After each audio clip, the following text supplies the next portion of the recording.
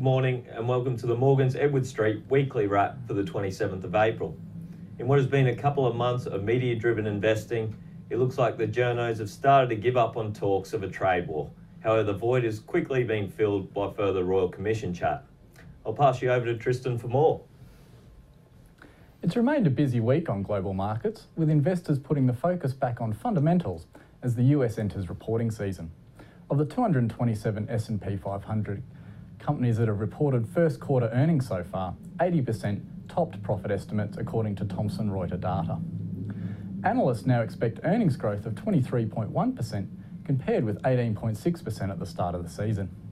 Overnight, we saw strong contributions from Amazon, Intel and Facebook, which all exceeded guidance and boosted earnings.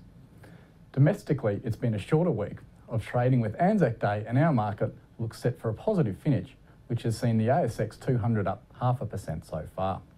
The major talking points remain with the lower Aussie dollar, which has dived over a cent against the greenback this week alone. The Aussie dollar currently trades at 75.5 cents.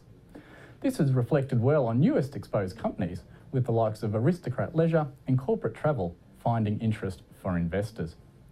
As we've mentioned the past few weeks, US bonds have continued to creep higher, with the 10-year breaking the 3% mark. We continue to inform investors that should this trend continue, this will likely draw funds away from a number of defensive assets with alternatives to dividend-bearing securities. Speaking of dividend-bearing stocks, yesterday we saw the major banks put under pressure as UBS slashed Westpac's price target and downgraded the stock to a sell. Markets were quick to react, which sent the stock 4% lower and dragged the other majors down with it. Westpac has since responded to the article, as has our analyst, which largely dismissed the views and sees this as a buying opportunity. I'll now pass over to Cameron for his stock tip. Cameron. Thanks, Tristan. Today, Morgans are listing a new stock called Smiles Inclusive, ticker code SIL. Smiles Inclusive has identified an opportunity to acquire dental practices across Australia and establish a new national dental brand. Totally Smiles aims to be one of Australia's leading national dental brands. The company has entered into agreements to acquire 52 dental practices across Australia.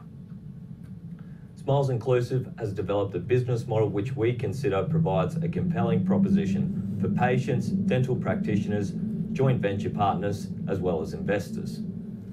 The appeal on this stock for me is the pricing, which has been priced at $1 a share on 10 times earnings.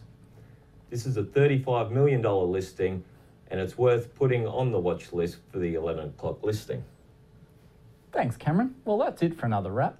Please remember that our comments in the video are general in nature, and please speak to your Edward Street advisor if you wish to know if any of the stock recommendations suit your personal needs and objectives.